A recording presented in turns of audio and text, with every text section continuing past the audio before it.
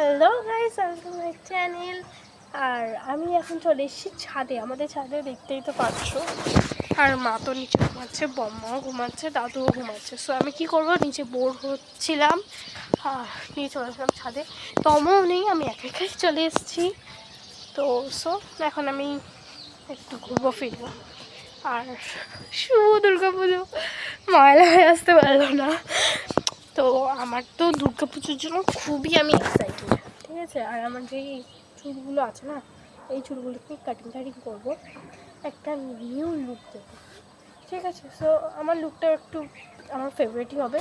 তো আমাদের এখানে হাবিবি আছে একটা, সেখান থেকে কাটবো, কারণ ওখানকার চুল কাটা আমার খুব ভালো লাগে। আর দুর্গা পুজোর জন্য আমি খুব এক্সাইটেড। তো আমার এখনও জামা হয়নি একটাও, দেখি এবার কবে হয়। আর একটা জামা আছে, মানে একটা জামা আমার নতুন, ওটা ভেবেছি আমি মহালয়ার দিনকে পরবো। মহালয়ার দিনকে একটা আলাদাই ফিলিংস। তো দেখি। আর একটা জামা রিসেন্ট আমি দেখেছি, ওটা আমার কেনা, মানে অর্ডার দেওয়া আছে, ওটা কবে আসবে সেটা আমি জানি না। দেখি, আস্তে আস্তে কেনাকাটা শুরু হচ্ছে।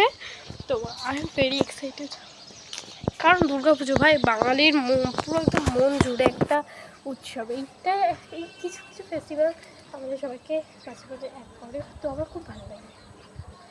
তো বিশাল হাওয়া দিচ্ছে, সেটা বলতে পারবো না, বাট হাওয়া দিচ্ছে একটু একটু।